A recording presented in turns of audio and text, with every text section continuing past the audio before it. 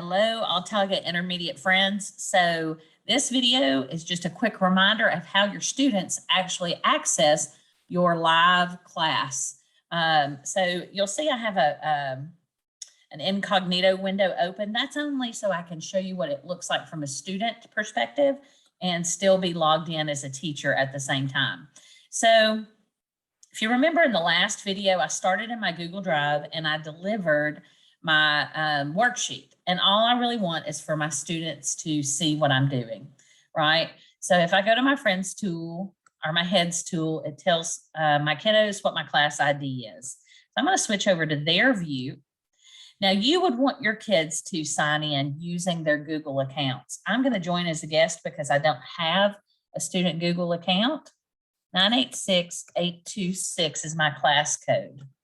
And once my students join one time, they'll see my class, Miss Rogers, from a list every time they go to hellosmart.com. So they only actually have to enter that code one time. And you can see this is what it looks like from the student perspective. They can see the George Washington Carver text that I'm currently sharing with them. Now, you'll also notice from my student perspective, I don't have any interactivity. They don't have a toolbar with which they can engage with this text.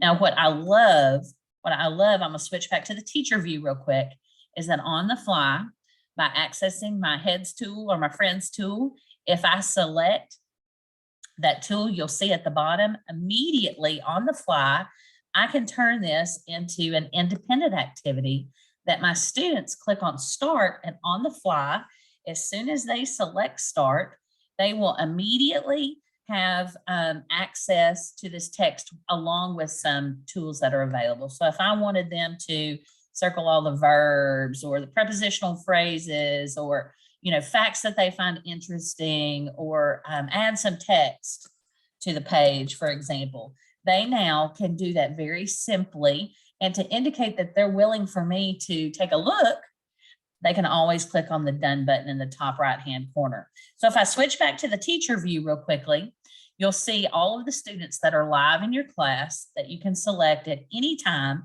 and see, of course, what work they've performed, as well as provide immediate feedback. So again, your kiddos just go to hellosmart.com.